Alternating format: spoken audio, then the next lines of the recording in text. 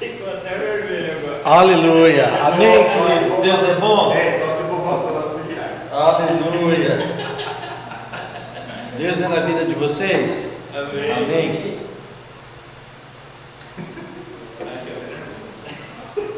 Vamos continuar aí. Nós falamos sobre segundo conceito teológico, onde nós paramos de metafísicos, né? E aí nós vimos aí o que Emmanuel Kant afirmava, né? A priori. Deixa a priori para lá, vamos para cá. Segundo, conceitua a teologia moderna. Você fala às vezes, você pode perguntar, pastor, a teologia da prosperidade. A teologia da prosperidade ela não entra nessas ramificações, porque na verdade ela é uma linha só dentro da prosperidade. E eles confundem a ideia de prosperidade com riqueza. Prosperidade não é ter, prosperidade é não dever. Quem menos deve é quem é mais próspero. Eu era o homem mais próspero que eu conhecia, mas eu inventei de fazer 10 parcelas de 1.000 no carro, aí já não sou mais tão próspero.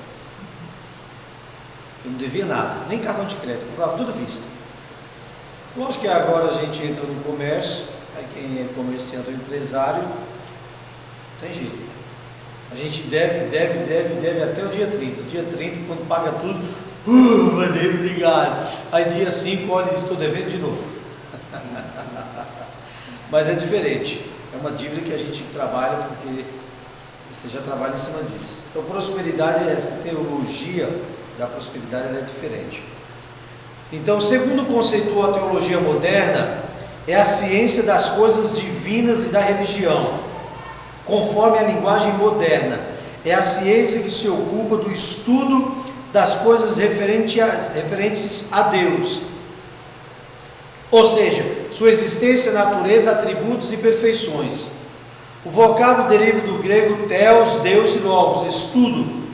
Esse vocábulo passou para o latim, daí para a língua de todos os povos, os meramente por tradição. Como doutrina, abrange vários ramos, os quais são baseados dentro do sistema, método, corrente ou ramificação, conforme a ideia, plano e pensamento de cada autor. Em suma, essa teologia moderna trata do estudo essencial das Escrituras, estuda a Bíblia como documento e revelação divina, trata da crença universal em um ser supremo, de Deus, dos seus atributos e perfeições, sendo que a escolásticas imprime a razão filosófica aos dados da fé. Eles linkam a fé com a razão, ao mesmo tempo que eles entendem de Deus, mas esses atributos de Deus, ou esses atributos que eles defendem, eles acabam linkando fé e razão, e aí a gente sabe que complica um pouco, porque se nós formos analisar algumas situações de fé, foge além da razão, muito além da razão. É só parar para analisar alguns textos bíblicos, ok? Segundo conceitua as Escrituras Sagradas. Em parte, algumas das Escrituras trata de provar a existência de Deus mediante formas provais, ou provas, reconhecendo-se um fato autoevidente e como crença natural do homem. As Escrituras, em parte, alguma pressupõe ou propõe uma série de provas da existência de Deus, de maneira alguma. Pelo contrário, é preliminar à fé, ou seja, você crê, você declara e acabou. E o fato de Deus chama o homem para esta fé. Aí tem Hebreus, várias passagens aí. O que se chega a Deus, crê e entende que Ele existe, ponto, acabou. O Antigo Testamento cogita tão pouco da possibilidade de conhecer a Deus, tanto quanto da existência ou da revelação dele. Ou seja, o Antigo Testamento, ou grande parte do Antigo Testamento, não se preocupa em provar nada acerca de Deus, nem provar as maneiras de conhecer Deus. Deus existe, ponto, acabou. A sua existência é real e pronto. Por isso eu falei para vocês, se alguém tenta querer discutir com você, fala para ele, me prova então, irmão, que Deus não existe. Me prova então que não existe um Criador. Porque a função e o entendimento de quem quer provar que Deus não existe é dele e não nossa. A nossa função é crer que Deus existe, ponto. Deus aproxima-se do homem, estabelece conserto e tem relações especiais com eles e dá-lhes o mandamento. O homem o recebe quando ele se aproxima, aceita a sua vontade, obedece às suas leis, os seus mandamentos. Isto é invisível, mas manifesta-lhes a ele e ele, nós o homem, decide obedecer. Então a grande revelação, o grande entendimento que as Escrituras trazem acerca de Deus teologicamente é: Deus existe, Ele se manifesta, se relaciona com o homem, nós aceitamos e isso torna-se uma aliança. Ele estabelece leis, princípios e nós nos movemos por ele. Esse é o conceito segundo as Escrituras, ok? A existência provada. A existência de Deus é um fato incontestável. A Bíblia afirma: no princípio criou Deus os céus. Ainda que a Bíblia não se preocupe em provar a existência de Deus, mas começa o seu primeiro versículo falando de Deus como o principal personagem de todo o universo. Deus existe desde a eternidade. Ele é a origem de tudo o que governa e sustenta. Moisés declarou aos filhos de Israel: ouve, ó Israel, ouve, ó Israel, o Senhor nosso Deus é o único Senhor. Pense, irmãos, se a Bíblia começa apresentando Deus, se a sua existência é desde a eternidade, por que o homem, ou pelo menos alguns filósofos, tentam negar a existência de Deus? Quando o diabo coloca dúvida se Deus existe ou se Deus... O diabo não precisa nos fazer pecar, ele só precisa colocar dúvida. A Ludmila cantava: toda quebra de aliança começa com uma raiz de ingratidão. Ninguém quebra uma aliança da noite para o dia. É uma raizinha que vai sendo gerada. Toda pessoa que tenta provar a não existência de Deus, ou que Deus não existe, ele já tem lá dentro dele uma raiz. Ele já tem dentro dele uma razão para tentar fazer isso. Ele quer se afastar de Deus por seus próprios motivos. Cabe a nós agora ser o guardião. Cabe a nós sermos os protetores, porque Deus existe, ponto. Por isso, quando vocês lerem todos esses textos aí, eu sou Deus, eu sou o teu pai, eu sou o Deus de Abraão, Deus de Isaac, Deus de Jacó, e toda a manifestação de Deus, não tem como, irmãos, negar. A crença universal em um ser supremo. Estão comigo aí?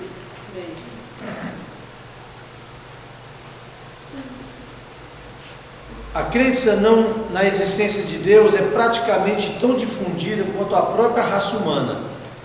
Embora muitas se manifestem em formas pervertidas e grotescas e revestidas de ideias supersticiosas. Esta opinião tem sido contentada por alguns que argumentam existirem raças que não têm a menor concepção de Deus. Os mais afamados eruditos de fãs e religiões reafirmaram que essas opiniões errôneas, os peritos em antropologia afirmam que já por ampara o limbo da controvérsia e todos concordam que não existe faces, por mais primitivos que sejam, totalmente destruídas da concepção religiosa. Como se originou esta crença universal? Esse conhecimento universal não se originou necessariamente pelo raciocínio que também nega a existência de Deus, mas é evidente que o mesmo Deus que fez a natureza com suas belezas e maravilhas, fez também o homem dotado de capacidade para observar, através da natureza, o seu Criador. Portanto, o que se pode conhecer de Deus, nele está manifesto, pois Deus se manifestou. As pessoas negam a existência de Deus, mas aceitam a manifestação de um Criador da natureza. Não aceitam a autoridade de Deus, não aceitam a presença de Deus, mas entendem que na natureza manifesta Deus, ou manifesta o Criador, ou manifesta um ser superior. Você já deve ter visto isso dos famosos, porque o ser superior, porque o cara lá de cima, que é todo poderoso, porque a luz mais forte. Peraí, o cara está negando Deus, mas dizendo que tem. Se os próprios... Então, essa crença universal, todos os pais das religiões, da fé, e não só a questão dos pais apostólicos ou os pais da igreja, mas todos aqueles votados já decidiram, tem uma crença natural, há uma carência, há uma necessidade no homem de saber que existe um ser superior. Ele pode até não chamar Deus, de Elohim, Rafa, mas ele sabe que Deus existe, que tem alguém superior, que cuida, que orienta, que ensina, que controla, que governa. Ok? Argumentos do desígnio. O desígnio é a formosura evidencial. Se no universo, mas o desígnio é a formosura implica na sua obra, toda e qualquer ciência, lei física, química, admite um primeiro elemento responsável por ela. Toda e qualquer obra ou invenção tem o seu autor, isso já está comprovado. Da mesma maneira, observamos o desígnio e a apuração de um plano, de uma ideia no mundo, e naturalmente concluímos que houve alguém que fez e que sabiamente preparou para o propósito para o qual se destina ou existe, como estudamos a definição desta obra. Então, o desígnio tem tudo que foi feito, tem um plano, tem um projeto, tem um traçado, eu costumo dizer, um cenário profético de Deus. Então tem alguém que fez. De uma maneira ou de outra, alguém preparou e traçou tudo isso. Ou seja, há um desígnio. O argumento da criação. Já tratamos em aulas anteriores a respeito do cosmos e do reino animal, vegetal, mineral e o homem. Nos quais encontram as provas infalíveis da existência de um ser poderoso, sábio, em conservar numa dialética, lei constante, e desenrolar a criação em um fixismo e dinamismo inexplicável. Então, o argumento da criação ele criou, ele preparou, houve a evolução, não no sentido daquela evolução do homem, do macaco para o homem, mas as coisas foram crescendo, foram se organizando. Você pega, por exemplo, ontem era visível que ia chover, houve raios, trovões, o céu escureceu. Eu tinha saído fazer uma entrega e eu falei: Senhor, em nome de Jesus, eu não quero chegar molhado, eu tenho que fazer essa entrega, voltar a estacionar o carro antes da chuva. Me ajuda, Senhor. Se o Senhor fizer isso, eu só vou terminar o meu jejum quando eu chegar lá. E vou poder, eu entrei dentro da loja, a Doca tinha colocado os ferros, falou: vai chover muito forte. Eu entrei e começou a tinha que baixar as portas de tanta chuva. Então as pessoas sabiam que ia chover. Há um desígnio natural, há uma lei que mostra que Deus existe. Vocês estão comigo? Argumento da história. Lembra que eu falei para vocês do discipulado do meu genro e ele estava falando sobre isso? É porque eu já tinha lido a matéria, tá? A marcha dos eventos da história universal fornece evidência de um poder, de uma providência dominante. Toda a história bíblica foi escrita para revelar Deus da história, isto é, para ilustrar a obra de Deus nos negócios humanos. Os princípios do divino governo moral encontram-se na história das nações, tanto quanto na experiência dos homens. Então, o argumento da história, como se prova Deus? Na história. É só você parar um pouquinho para ver. Analisar um pouquinho, você já encontra aí a manifestação de Deus fazendo coisas tremendas.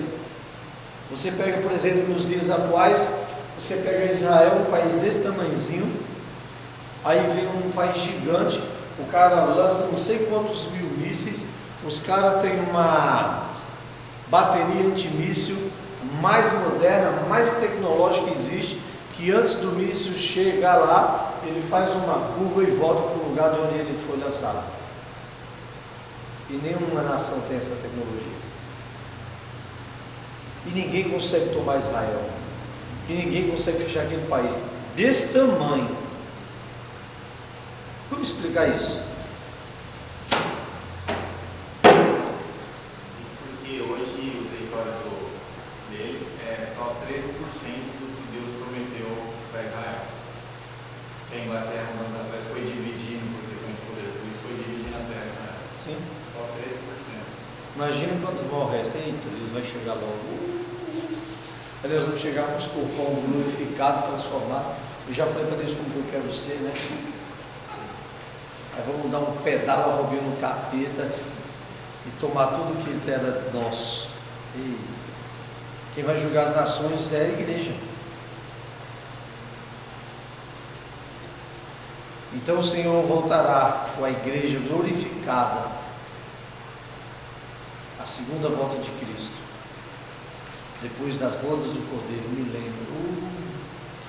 Deixa eu para lá essa parte, vamos continuar aqui. A sua existência é negada. O ateísmo consiste na negação.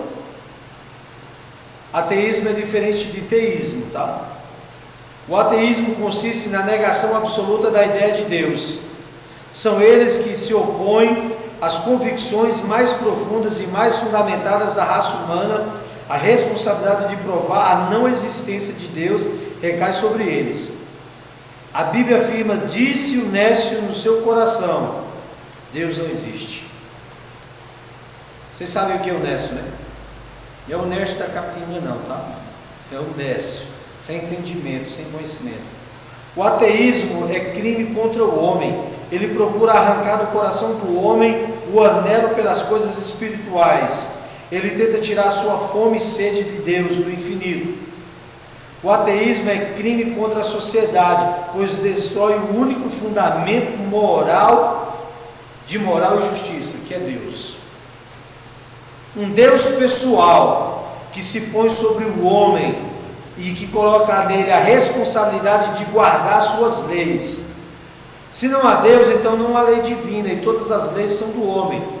É possível que haja pessoas dotadas de relativa nobreza de espírito, e que esses façam, porém sejam direitos, sem conduta, possuírem crença em Deus, mas para o que é reto. Isto é, assim diz o Senhor, o juiz dos vivos e dos mortos, o poderoso governador dos destinos eternos. Remover isto é destruir os fundamentos da sociedade. Então o ateísmo, ele procura arrancar de dentro do homem a ideia de Deus. Se o homem nega Deus, ele nega valores, ele nega princípios, ele nega a vida. Estão comigo? E o último que nós vamos ver hoje aí, a natureza de Deus, conceito bíblico e os nomes de Deus. Quem é e o que é Deus? Espírito infinito, eterno, imutável, um ser em sabedoria, poder, santidade, justiça, bondade e verdade. A definição bíblica pode formular-se por estudo dos nomes de Deus nas Escrituras. Significa mais de uma combinação de sons, representa seu caráter revelado. Deus revela-se a si mesmo, fazendo-se conhecer ou proclamar, ou ser proclamado. Adorar a Deus é invocar o seu nome, é glorificá-lo. Reverenciar a Deus é santificar ou bendizer o seu nome, é não abandoná-lo. Conforme o original hebraico, os seguintes nomes de Deus são os mais comuns: El Elohim, Deus Criador. El, do H, Deus, Oim, Criador. E aí tem alguns mais nomes aí no meio. El, Deus, é um vocábulo também usado com a combinação Elohim, El Shaddai, Deus Criador. El Elió, El Shaddai. O nome da nossa rede chama El Shammah, Deus presente. Mas aí eu quero dar um trabalho para vocês fazerem em casa e publicar no grupo.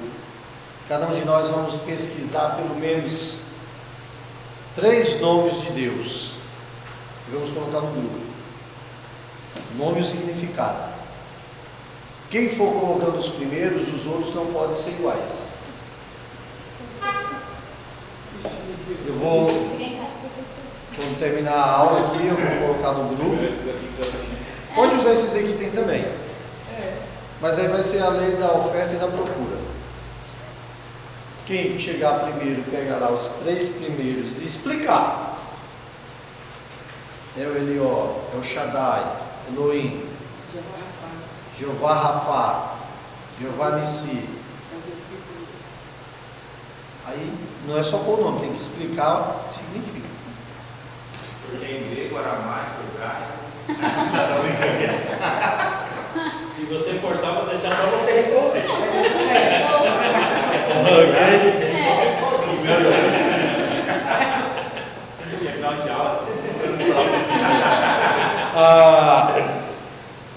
Pai.